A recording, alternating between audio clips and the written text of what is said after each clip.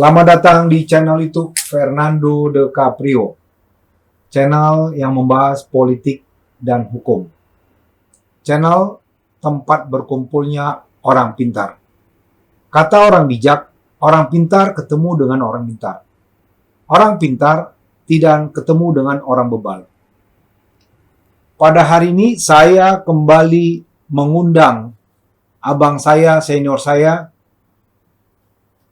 terkait bagaimana sekarang riuhnya, bagaimana sekarang begitu kontroversinya terkait bagaimana seorang dokter yang telah berjasa, yang menyelamatkan banyak orang selamat dari penyakitnya, tetapi dalam beberapa hari sebelumnya dilakukan pemecatan oleh Dewan Etik ID.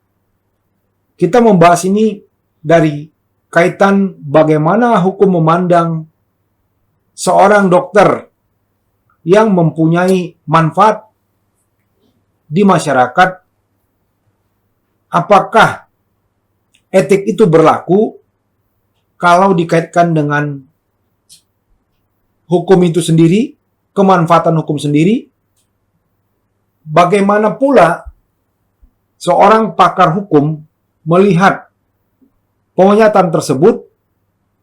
Apakah itu bisa mengikat terkait dengan profesi dari dokter terawan?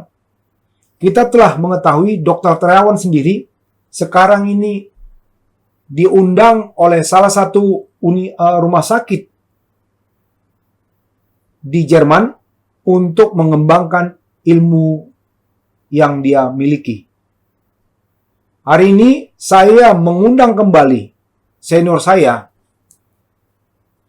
untuk membahas bagaimana kontroversi pemecatan Dr. Terawan. Inilah dia abang saya, Dr. Robintan Sulaiman, SHMH, MM, CLA. Selamat datang abang Anda. Selamat sore ya. Iya, buka dong maskernya. Oh, kelihatan iya. ganteng abang putih. Ada aja. Iya. Gimana bang? Dari mana tadi bang? Tadi ada urusan sebentar sudah sini dah. Kan diundang sama Pak Fernando. Siap. Harus datang lah. Kalau nggak datang nanti ujungnya panjang lagi. Oh siap. Bang, kita ini melihat situasi sekarang ini memanas ya, politik kita. Bukan hanya kalangan tertentu aja yang merasakan ada rasa ketidakadilan yang dirasakan oleh Dr. Terawan. Bayangkan sekarang ini di mana-mana ada tagar Save Dr. Terawan. Bahkan ada lagi yang meminta agar Dr. Terawan berkenan membuat satu organisasi yang bernama Ikatan Dokter Nusantara. Ini luar biasa bang. Berarti Dr. Terawan ini adalah sosok seorang dokter yang dikagumi.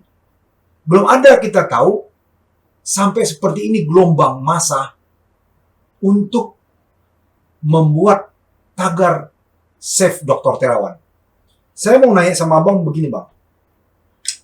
Menurut abang, apakah sama proses hukum dengan proses etika itu, yang mana kita ketahui Dr. Terawan itu direkomendasikan oleh MKEK untuk diberhentikan permanen sebagai dokter. Gimana menurut abang? Ya, terima kasih Pak Fernando. Jadi kalau kita berbicara profesi, pasti di semua lini profesi itu ada etikanya. Oke. Ada namanya kode etik ya, di kejaksaan, di kepolisian, di kehakiman, di penegak hukum loh, kita ngomong di penegak hukum ya. Oke. Dan juga di beberapa profesi ya, salah satunya kita berbicara di kedokteran ini, ya kan. Nah, kita ini kan tidak tahu persis kenapa kok sampai segitu tegasnya sampai direkomendasikan untuk berhenti permanen loh. Oke. Berhenti permanen itu Pak Fernando bayangkan ya, you tidak bisa praktek lagi. Jadi kebayang atau tidak, satu keputusan yang dalam proses etika itu kan diproses oleh Majelis Kehormatan Etik Kedokteran, ya kan? Dalam organisasi di ID itu. Memang kita tidak tahu persis ya, tapi yang abang tahu ya, itu pasti sudah melalui proses. Tidak mungkin putusan itu betul. Tapi kita tidak boleh menilai proses itu karena proses itu kan bukan ranahnya kita. Apalagi Pak Fernando tanya, apa sih bedanya etika sama hukum kan begitu? Ya. Ya pasti beda. Etika itu berbicara masalah norma-norma kepantasan yang tidak bernilai dari sisi hukum. Tidak bisa dinilai dari sisi hukum, itu loh intinya kayak gitu. Tidak boleh berjualan obat, ya kan? Sebenarnya kalau kita berpikir secara jernih sebenarnya ya boleh-boleh saja kan sebenarnya itu kan, tapi etikanya itu loh tidak boleh gitu loh. Jadi ada pagar-pagar yang membatasi itu. Nah, jadi walaupun proses dari etika itu bukan hukum, ya, namun ketika keputusan etik itu dampaknya kepada hukum, yaitu pemberhentian permanen itu udah masalah hukum. Ini yang jadi masalah sekarang. Nah, yang diberhentikan ini adalah orang yang memiliki digital record, orang memiliki track record yang baik ya, baik ya. Kita juga tidak tahu persis juga, Pak Fernando. Kita nggak punya data nih ya, tapi konon kabarnya di media massa menyebutkan bahwa lebih dari 40.000 orang sudah dibantu ya, diselamatkan dari penyakit yang mengerikan ini, stroke ya, sampai meninggal dunia. Ini bukan itu aja Bang, artinya ini bukan hoax atau hanya berita-berita begitu. Bayangkan aja mantan Presiden Republik Indonesia SBY juga sudah ini memberikan apa ya? Testimoni. Ya. Lalu Menteri Menko Equin pada saat itu Abu Rizal Bakri. Ya. Bahkan Pak Prabowo mendengar adanya pemecatan ini, dia pun prihatin. Wah, prihatin sekali. Kok bisa? Jadi ini bukan hanya katanya. Ya. Bukan katanya. Ya. Bayangkan pejabat-pejabat di Republik ini, petinggi Republik ini sudah merasakan tangan dingin dari Dr. Terawan. Masyarakat umum juga sudah. Kita banyak mengetahui dia membantu orang-orang susah. Ya. Kan begitu? Ya. Nah, terkait dengan itu Bang, ini kan wadah para dokter. Ya. Menurut Abang, apakah ID ini boleh memberhentikan anggotanya dari profesi sebagai dokter? Nah, ini jadi masalah nih. Jadi begini. Dalam sistem keilmuan ya, di kedokteran itu, testimoni itu tidak cukup dari segi keilmuan. Oke. Harus dia ada kajian ilmiah yang mempertanggungjawabkan hasilnya tadi. Itu pun kita tidak bisa menilai kajian seperti apa, karena kita bukan di ranahnya abang, tapi abang nggak bisa menilai juga kan gitu. Itu prinsip-prinsip seperti itu. Hanya saja kalau kita kaitkan dengan hukum, kan tujuan hukum kan 3. Itu pilar itu seperti piramid. Piramid. Di sini ada kepastian yang resekerhit tadi. Di sini ada manfaat untuk menuju kepada keadilan. Jadi pilar yang paling pokok tadi antara kepastian dan manfaat inilah menuju pada keadilan. Kita berbicara manfaat. Nah, tadi Pak Fernando kan ngomong bahwa sudah lebih dari 40.000 orang. Ya, ini kita dengar juga di media. Dan banyak sekali testimoni oleh petinggi-petinggi itu kan. Menurut abang, tidak salah kalau seandainya testimoni ini duduk bareng, ya, dikaji bareng, diilmiahkan. Tidak salah kan? Karena ada manfaat. Manfaatnya udah banyak ya. Pak Fernando ngomong, bahkan petinggi, Mantan presiden. mantan presiden Iya. Apa kurang penting lagi kalau udah mantan presiden itu kan? Iya. Ya, setiap memang manusia sih sama, tapi kan kedudukan sosialnya kan begitu tinggi Betul. dan juga dia memiliki kapasitas untuk bicara itu bukan untuk main-main kan dia mengatakan bahwa dia sudah mengalami bla bla bla bla. Itu kan hal yang penting harus dipertimbangkan. Tidak boleh ya dengan serta-merta karena ini berhasil lantas tanda petik nih kita tidak ngomong jelek nih ya. Tanda petik lantas orang ini harus diselesaikan, dipermanenkan, tidak boleh bekerja lagi. Kan ini kan sayang, ini kan aset. Ya, aset. Ini Pak Fernando, abang mau geser sedikit contoh ya. Oke. Ini mungkin hal yang simpel-simpel tapi menurut abang kan nggak ada salah. Contoh nih, Betul. abang nih ngecek nih, ini nyimpang ya, ngecek. Terus tangan abang kan kena cek tuh, kena percikan cek banyak kan. Oke. Terus abang pakai minyak kayu putih Oke. untuk membersihkan tangan abang tuh. Mhm. Faktanya tangannya bersih banget gitu. Bersih dan higienis. Nah, pasti. Aha. Minyak kayu putih kan pasti higienis. Iya, karena kok biasanya Iya. orang pakai yang lain-lain Iya, kan ya. iya, cuci itu tangannya. contoh. Mhm. Sofa juga kotor.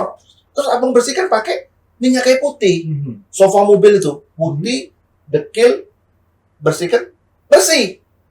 Itu loh. Oke. Mobil juga, mobil kena ranting, kena apa kan gitu kan. Kena bodinya kena gitu. Abang cobain pakai odol, Mhm. gosok, bersih, Oke. hilang. Aha. Sekarang pertanyaannya, salah di mana ya kalau ada temuan-temuan seperti itu? Oke. Ya, ini kan hal yang baik, temuan yang baik, temuan yang tidak merusak tatanan sosial. Oke. Kenapa tidak ilmu yang baru dari Pak Dr. Terawan ini diturunkan ke anak cucu Oke. dan juga ke sejawat yang punya bidang yang sama? Kenapa tidak gitu loh, supaya banyak rakyat kita nih ditolong nanti dengan, kalau masalah biaya relatif ya, Ya. kan ada BPJS kita sekarang ini. Itu relatif saja. Kita nggak ngomong di politiknya ya, tapi kita ngomong pada ranah tatanan seperti itu, bahwa seandainya kalau ini bisa kepala dingin, ya sebenarnya sih ya tidak boleh seperti ini kondisinya. Mhm. Kalau memang banyak manfaatnya, Mhm. kecuali apa yang dilakukan oleh Dr. Terawan ini korbannya banyak misalnya, itu Iya, lagi iya. kan itu malpraktek lagi. Iya, iya. Tapi yang saya lihat ini memang yang seperti saya setuju dengan seperti Pak Fernando katakan, bahwa petinggi-petinggi pun banyak diselamatkan kan. Iya. Dan ini diskusinya ini bukan lagi tingkat rakyat loh, sudah kepada DPR yang mulia loh. Mhm. Hari ini, nah kalau tidak salah hari ini yang kita ini DPR jam 3 mau manggil ini untuk klarifikasi. Ini kan serius berarti Iya, kan iya. ada sesuatu penemuan produk anak bangsa. Ya kalau misalnya tidak sesuai dengan apa yang tidak sesuai, ayo kita sesuaikan. Ya. Kenapa? Begini, proses suatu ilmu pengetahuan ataupun sesuatu yang berbau ilmiah itu awalnya dari mana? Uji coba. Thomas Edison, penemu listrik. Ya, Thomas Alva Edison. Ya, Thomas Alva Alva Edison. Ya kan? Ya. Dia penemu listrik. Percobaannya berapa kali? Hmm. Puluhan ribu kali. Mhm. Coba sekarang. Sekarang kita sudah menikmati ini. Lilin saja. Kalau enggak kita pakai lilin sekarang ini. Iya. Nggak ada teknologi ini kali. Seperti Ya. itu. Nah, ini sesuatu yang menurut saya perlu dipertimbangkan dari semua pihak. Mhm. Tidak mengambil keputusan yang seperti kontroversial seperti ini sehingga merugikan banyak pihak gitu. Mhm. Seperti itu mungkin. Kalau ada nggak ini apanya Bang dikaitkan waktu itu katanya sebenarnya Dr. Terawan itu sudah diberhentikan tahun 2018 apa ya? Ketika beliau itu diberhentikan sementara, waktu itu memang ada beritanya, kan beliau itu kan diminta untuk menyiapkan proposal ilmiahnya itu untuk disajikan kepada majelis kehormatan etik itu. Oke. Nah, hanya saja di dalam ini abang nggak terlalu tahu banyak ya di dalam itu kan nggak tahu memang kita. Iya, nggak tahu. iya. Kita nggak boleh komentar yang kita tidak tahu. Jadi katanya dari ID itu sistemnya itu mereka kalau ada penemuan kamu yang mesti membuktikan. Oke. Persis seperti perdata itu. Mhm. Siapa yang Mendalilkan. mendalilkan dia yang membuktikan Ah, kayak gitu kan. iya. Sebenarnya kan kalau sampai ke tahap itu mestinya tuh ID itu punya dulu dong hal yang standar. Contoh misalnya proses DSA nih, ya, cuci otak ini lagi, yang pencucian otak, capillarnya pembuluh saraf otak, darah otak itu yang dibersihkan itu, mestinya ID itu sudah punya standar dulu. Ini loh, standarnya itu ABCD. Kamu punya apa? DFA. Salah. Kamu mesti disesuaikan dengan ini. Nah, masalahnya tidak ada. Oke, karena baru yang temukan. Ya kita nggak ngomong apa namanya itu. Kita nggak tahu apakah ID sudah ada. Kita nggak. Tapi faktanya ID itu belum pernah mengatakan bahwa dia ada standar itu. Belum pernah. Ya. Faktanya. Nah, sekarang kalau kita kaitkan dengan hukum, Pak Fernando kebayang nggak menghukum orang tanpa ada kriteria ataupun standar yang apa yang dilanggar? Abang sama Pak Fernando. Pak Fernando, abang persalahkan yang Fernando kerjakan. Abang nggak punya standar itu. Kebayang nggak? Nah, kalau untuk urusan memberhentikan orang secara permanen itu ranahnya lebih kepada ranah hukum. Itu yang mulia majelis hakim. Itu pun tidak boleh menyentuh hak asasi manusia. Pak Fernando ingat ya, ketika dia mengetok itu memberhentikan dokter, praktek dokter secara permanen, itu berarti menghancurkan hidup orang. Secara goblok, secara bodoh, kita boleh mengatakan bahwa sudah tidak boleh lagi dipakai apa yang keilmuan yang ada di situ. Orang itu tidak boleh memakai, dan intinya itu sudah kamu kembalikan semua literatur, kamu jadi orang biasa lagi, tidak boleh apa-apa. Kan ini it doesn't make sense at all. Oke. Ya kan? Ini yang terjadi adalah mungkin ya, kemungkinan ini ya. Kita tidak bisa lagi ngomong juga memvonis ini benar apa tidak, tapi kita dari sisi hukum mengatakan bahwa ketika putusan itu bukan putusan ini keputusan loh ya. Yeah. Keputusan dari MKEK itu diputuskan pakai upaya apa? Enggak dong, nggak bisa. Okay. Dia bukan open bar amtenar, dia bukan pegawai negeri, dia bukan ASN, dia bukan negara. Okay. Dia LSM, ya kan, lembaga masyarakat biasa. Pakai upaya apa? Untuk untuk membuat ini supaya itu membatalkan itu apa? Ya kan? Ini juga masih dalam perdebatan nantinya. Dan yang lebih serius lagi itu adalah mengambil hak asasi orang. Nah, ini saya apa, Bang? Sebenarnya kalau hak asasi itu kan bukan hanya kepada orang yang bersangkutan, Bang. Ketika masyarakat, ketika Dr. Terawan tidak bisa berpraktik lagi, banyak orang di luar sana yang membutuhkan tenaga dan ilmunya, itu berarti kan terlewatkan. Artinya yang tadi ada harapan untuk hidup 80%, jadi kebalik. Jadi 20 harapan, 80 tidak ada harapan. Mati. Dikarenakan apa? Keahlian dari Dr. Terawan tuh diberangus. Ya, Abang mau lanjutin ya, mengenai ini. Kan hak asasinya Pak Dr. Terawan, kita ngomong pribadi beliau itu kan, hak untuk dia hidup, hak untuk dia mencari nafkah, hak dia untuk dia mengembangkan ilmu yang dia ada, ilmu yang mumpuni. Sorry Bang, saya potong Bang.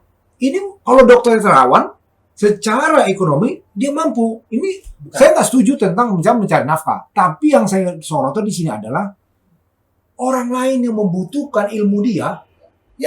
Itu. Saya mau sorot itu Bang. Cuma gini.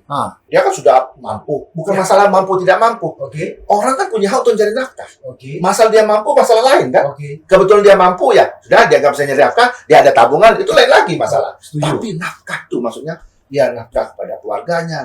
Ini kan ini hilang semua. Artinya begini, mengenai keputusan peacekeeping ya yang dilakukan oleh MKEK ini, menurut Abang itu nampaknya harus dipertimbangkan. Jangan sampai seperti ini gitu.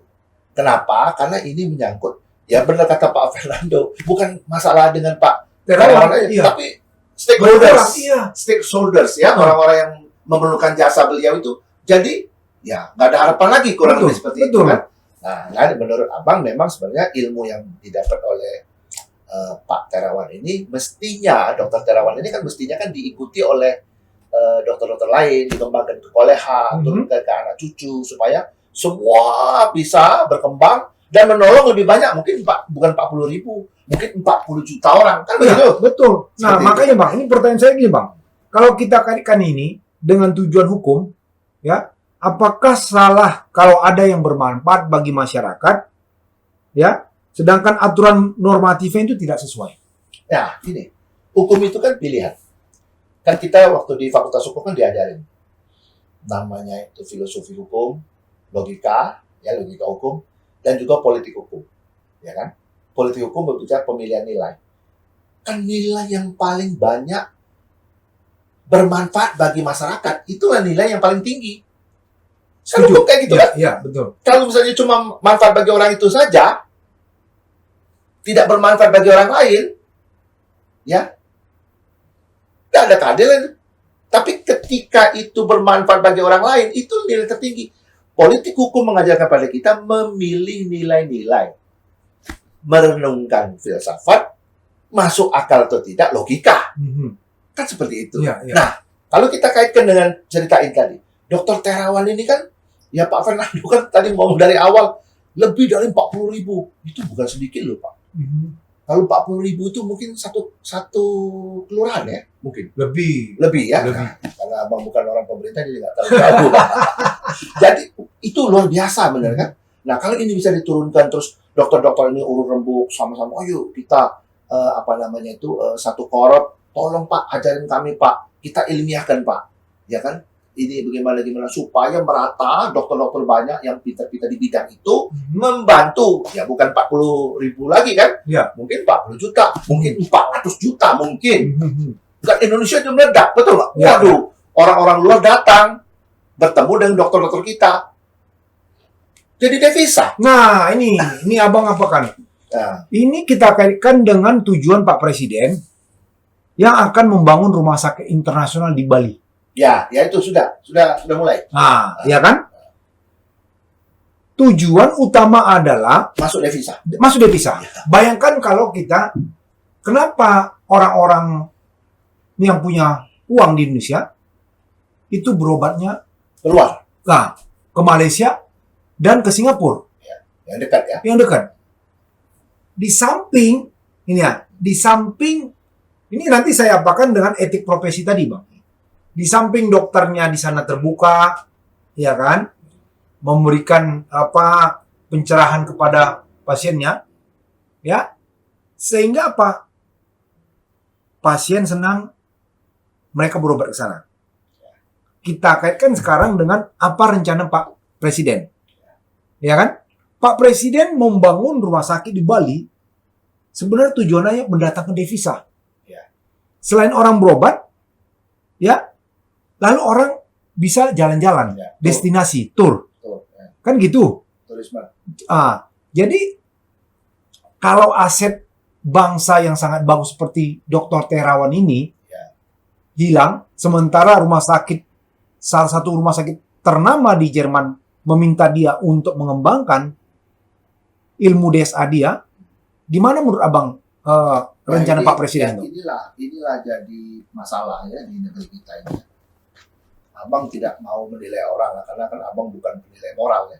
Oke. Tapi yang satu hal yang Abang lihat itu karena kita ini kerdil cara berpikir gitu. Ya kan?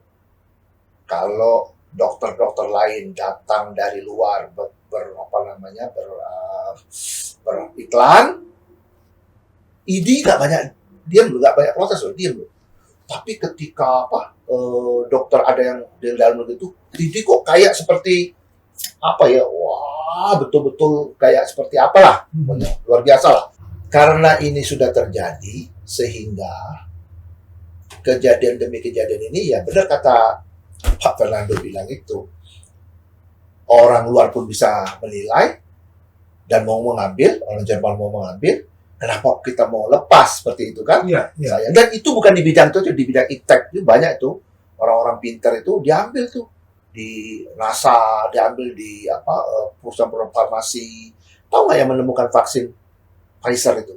Orang kita itu. Iya, orang kita. Lah, Karena wawancara itu. lah, sayang kan? Iya. Kenapa dia nggak di luar dalam negeri? Kenapa nggak di tempat gitu di sini? Nggak di tempat. Dan tidak pernah kita ini memikirkan hal seperti itu, Fer. Iya, iya. Jadi kalau seandainya kita ini membuka sedikit aja cakrawala kita, begitu besar potensi yang ada di Indonesia, SDA-nya, sumber daya alamnya, SDM-nya gitu. Orang Indonesia ini nggak bodoh loh, Iya, iya. pinter-pinter, ya kan? Tapi karena cara berpikirnya ini mindset-nya terbalik, ya ini seperti ini. Ibarat cangkir itu sudah bagus nih, Fer. Mhm. Cangkir sudah bagus. Cuma terbalik. Jadi mau dimasukin air nggak bisa gitu Iya, loh. iya. Jadi mesti ditaruh lagi, dibersihkan dulu gitu loh. Ini yang menjadi masalah mental. Abang nggak menilai benar salah bersalah, karena yang benar salah itu kan hakim itu. Ya. Tapi yang kita lihat dengan mata kepala sendiri, yang dilakukan oleh Dr. Terawan itu bermanfaat. Iya. Betul nggak? Betul. Nah, ini yang kita mau perjuangkan supaya, ayo diskusi dong, ayo rombok dong, ayo bagaimana, ayo supaya aset ini nanti muncul terawan-terawan lain yang bisa menjadi pahlawan bangsa. Iya, iya. Coba kebayang nggak, Pak Fernando, kalau seandainya kita ini jadi pusat cuci otak yang versi itu tadi, Betul. kebayang nggak itu Iya. turisme jalan, Iya. ya, pariwisata jalan, income, Mhm. devisa jalan, Betul, betul. dan negara kita jadi dihormati. Iya, iya. Kan seperti itu. Iya, betul. Betul yang kata Pak Fernando, banyak orang lari ke Singapura, kemana-mana. Itu kan coba Pak Fernando jangan jauh-jauh ke Singapura, ke Mount Elizabeth, Mount E. Iya. 80% itu orang Indonesia. Pasiennya ya. 80%. Betul, betul. Sama di itu kalau saya ke Penang. ke Pineng, Iya. Aventis itu. Adventist Waduh, 99% itu. betul. Dan Ya. di situ bayangkan aja, Hah? di situ Ya. rumah-rumah, Ya. ya, Ya. dibuat ini jadi penginapan. Ya. Dan Jadi kampung Indonesia. kampung Indonesia, dan itu pemiliknya orang Indonesia juga. Nah, itu. Nah, ini Bayangkan kan aja. Ya, itu Kan satu. bayangkan kita sampai kita orang Indonesia mendatangkan devisa bagi negara lain. Iya. Lah. Orang kita sendiri beli rumah di sana karena dia tahu ini potensi bisnis, dia buka rumah buat beli rumah di sana, datang orang Indonesia berobat, Nginep di sana. nginap di sana. Uang di sana ngalir. Iya. Ekonomi jalan di sana. Betul. Nah, itu namanya kurang cerdas kita berarti ya. Hmm. Nah, ini kita mesti cerdas. Seperti itu. Ini Betul itu. ini yang kalau di apa kita orang pintar ketemu dengan orang pintar. Ya. Kan begitu, Bang. Ya. Nah, jadi kita gugah kepada pemerintah ya supaya ini benar-benar diperjuangkan. Tapi kemarin Menteri Hukum dan HAM Pak Yasona Lawli sebenarnya ada protes juga terkait dengan pemecatan ini. Dia berpikir, nanti saya tanyakan sama Bang itu. Ya. Nah, ini Bang, menurut saya, pertanyaan saya lagi Bang, menurut Abang apa saja yang termasuk pelanggaran etik itu Bang? Seperti apa aja? Pelanggaran etik itu tidak berkenaan dengan hukum. Contoh konkret, ya, kalau seorang dokter tuh dia nggak boleh beriklan. Advokat juga nggak boleh kan, sama.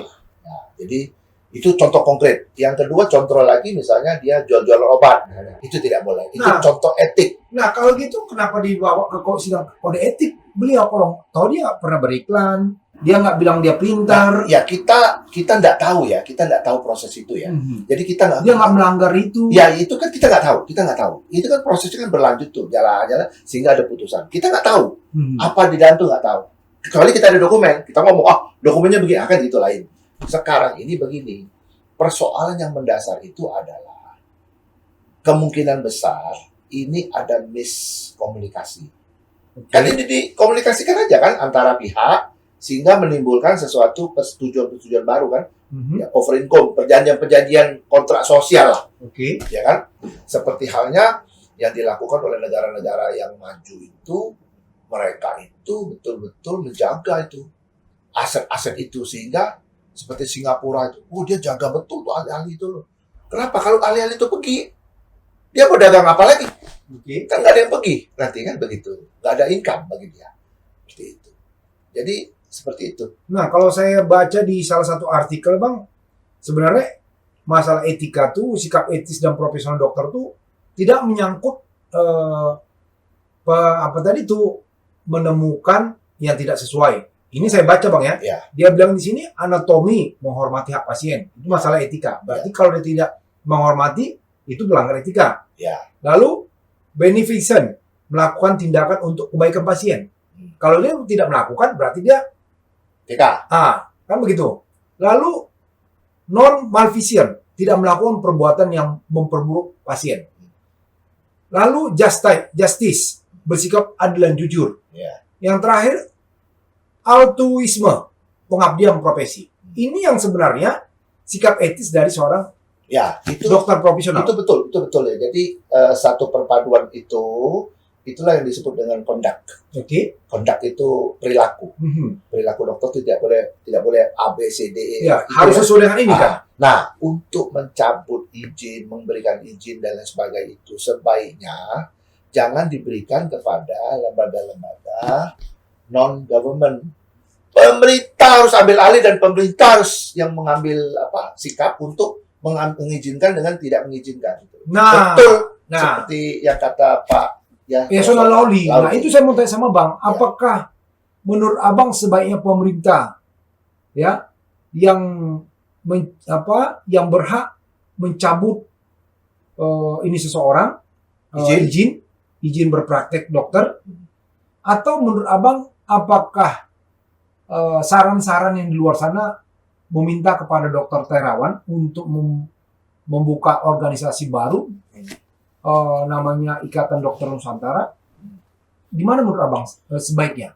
Ya kalau buka yang baru kan boleh-boleh saja buka yang baru, tapi apa itu menyelesaikan masalah kan enggak. Oke. Ya kan? Tapi yang ngambil alih itu ya Abang setuju pemerintah mengambil alih. Kan ketika pemerintah mencabut izin seorang pasti ada positanya kan, pertimbangan-pertimbangan yang untuk supaya orang itu kan, kalau misalnya pun pemerintah itu punya hak untuk mencabut, itu pun tidak bisa dilakukan secara sewenang-wenang. Oke. Kalau dia sewenang-wenang itu namanya on the matter of his done. Pemerintah melakukan pelanggaran, kejahatan yang dilakukan oleh pemerintah itu tadi. Oke. Jadi kalau misalnya itu mau diambil alih, Abang setuju. Memang tugas pemerintah sebagai regulator, sebagai pengayom, ya kan? Nah, nanti fungsi ikatan-ikatan apapun nama ikatan IDI, ikatan dokter Nusantara, tapi lebih banyak kepada pembinaan. Contoh, misalnya ada dokter baru, diayomi, difasilitasi, ada penemuan baru, diajak duduk, ayo ajarin kami, ya kan? Kan kata Pak Ahok bilang kan, yang pinter ngajar, yang kurang pinter ya belajar kan Ya, gitu. betul. Jangan terbalik. Ya. Yang kurang pinter ngajar ya jadi semua nanti kurang ajar semua. Kan begitu. Ya, Nah, siap. jadi kalau ada katakanlah dokter yang pinter di spesialis urologi menemukan apa-apa, urun rembuk, diadakan simposium, diturunkan ke yang muda-muda apa segala gitu loh. Ya kan bukan disingkirkan kan gitu. Ya kan ada lagi dokter baru yang belum punya pengalaman apa sekali diayomi, diajari dan sebagainya. Jadi ikatan dokter itu lebih banyak kepada pembinaan, bukan yang kata istilah saya lupa siapa yang ngomong siapa mantan Menkes itu? Aha. Itu Siti Fadila Spari. ya Pak Ibu Supari itu, Aha. ya kan dia ngomong kan bukan membinasakan, membina Iya, kata gitu. Nah ini kan pembinaan ini mesti ada gitu loh. Jadi itu aja fungsinya. Jadi oke, members, you jadi member ikatan dokter apapun namanya lah. Kita nggak itu ikut, kita nggak tahu itu. Jadi organisasi itu yang mencari manfaat yang paling tinggi, yaitu apa? Kemaslahatan untuk profesi kedokteran. Ya kan? Ahli jantung nemukan ini, rame-rame yang di bidang jantung ya kan, Oke. macam-macam tuh. Oke. Jantung lah banyak bidang, ada paru-paru, ada spesialis diabetes, spesialis tulang, kan macam-macam. Wah, gitu mau mengembangkan, turunkan ilmu itu kan, seperti itu. Nah, jangan ada yang menonjol, ya bahasa kasar tempeleng, jatuh, gitu. Ya kan? Nah, Itu yang tidak membina ya? itu bukan membina, itu tempeleng kan bukan membina, itu kan menyakiti. Ya, ya. Nah, itu yang Abang maksud seperti itu. Nah, jadi saya mau tegaskan lagi Bang pertanyaan. Sikap pemerintah supaya tidak terjadi kekisruan sekarang. Sekarang kan gejolak nih semua. Mesti cepat pemerintah ambil alih. Pemerintah harus turun tangan. Negara harus hadir di momen-momen seperti ini. Seperti apa hadirnya? Apakah menyatakan bahwa saya Undang-undang izin- dirubah, Mhm.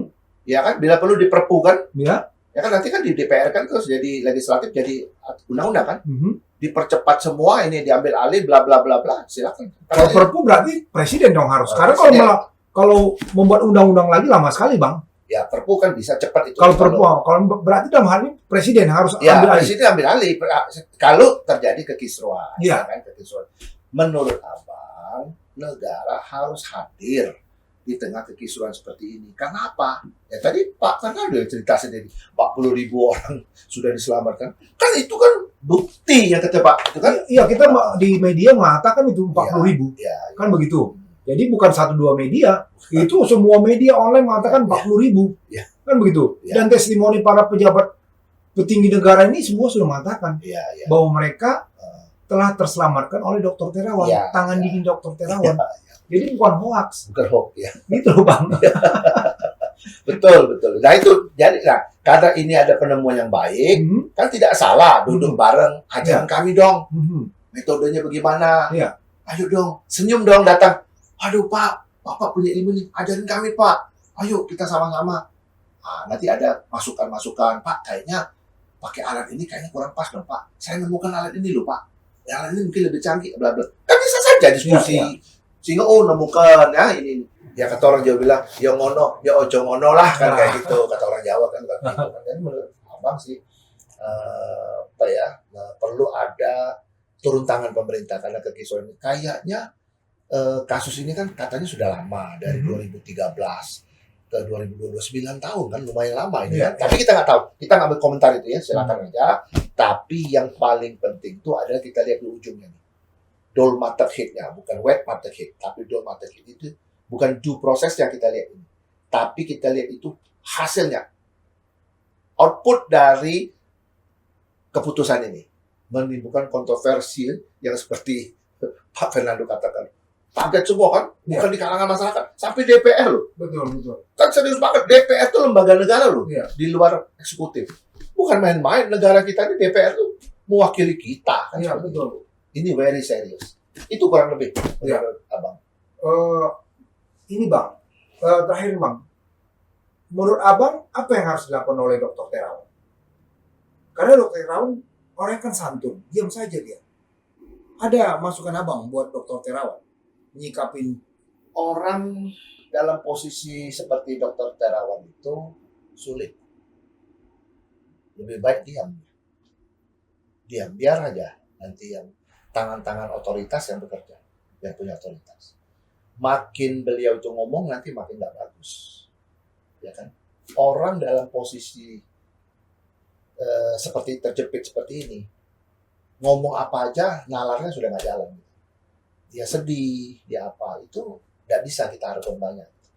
Menurut Abang sih, gini deh, ya seorang petinju itu dia lebih bisa merasakan betapa sakitnya ketika kepalanya itu dipukul.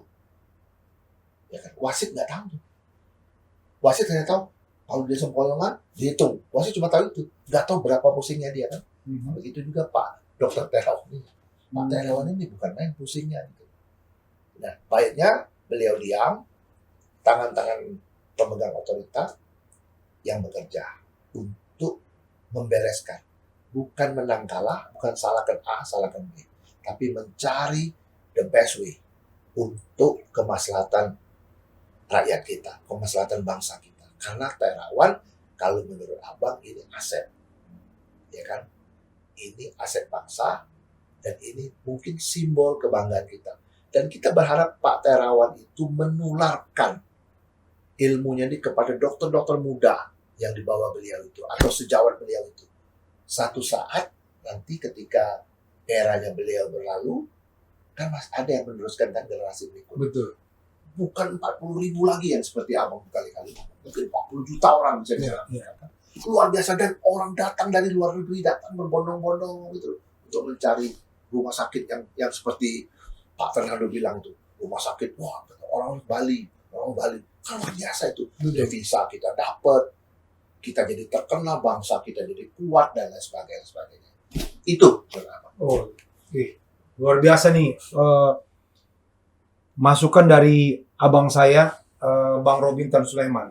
Ya, jadi kami mengkaji terkait dengan kisruh pemecatan Dr. Terawan bukan dari kedokteran. Ya, penonton channel itu Fernando Caprio supaya tahu kami mengkaji ini bagaimana pandangan seorang ahli hukum forensik terkait dengan pemecatan tersebut. Dikaitkan dengan rasa keadilan di masyarakat dan kemanfaatan hukum itu sendiri.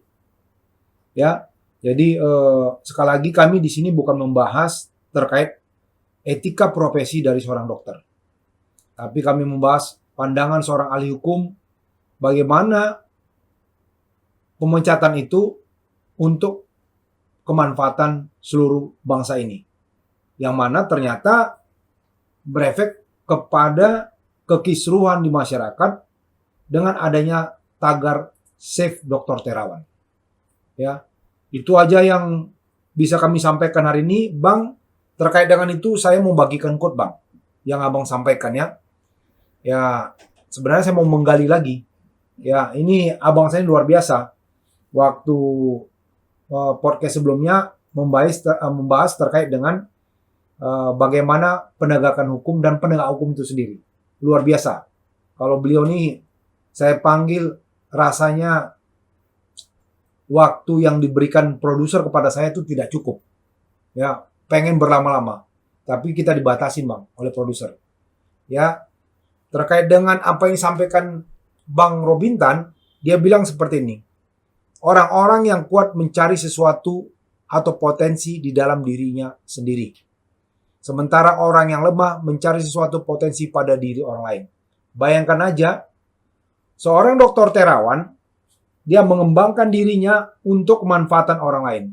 Ya, bukan malah mencari kesalahan orang lain untuk menjatuhkan dan mencari peluang dari kejatuhan seseorang. Gitu, Bang ya? Ya. Nah, jadi Tidak perlu terlihat baik ya dengan menjelekkan orang. ya, Nah, itu kan ada gimana kan begitu. ya, Kita mau terlihat baik, tidak perlu menjelekkan orang. Kerja baik saja kok kelihatan lebih baik. ya, setuju.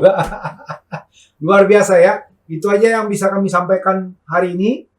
Ya, jangan lupa para penonton channel YouTube Fernando De Caprio, ya kalau mau menggunakan jasa hukum Bang Robintan, mau membedah terkait masalah hukum pidana, silakan ya, beliau ahlinya. Kita bukan promosi, tapi memberitahu potensi yang ada di Republik ini, ya kan? Seperti Dr. Terawan, seperti yang kata Bang Robintan tadi, penemu vaksin Pfizer itu ternyata orang Indonesia. Tapi di Indonesia dia tidak dimanfaat atau diberdayakan. Sehingga orang asing yang memberdayakan dia. Ya, jadi saya memberikan ini Bang Robintan untuk masyarakat bisa menggunakan keahlian dari Bang Robintan. Itu Bang ya. Ya. Tetap semangat, jaga kesehatan supaya di sesi berikutnya Abang bisa menjadi narasumber lagi, Bang. Ya, terima kasih. Oke, Bang. Ya, selamat sore. Thank you, Bang. Selamat sore.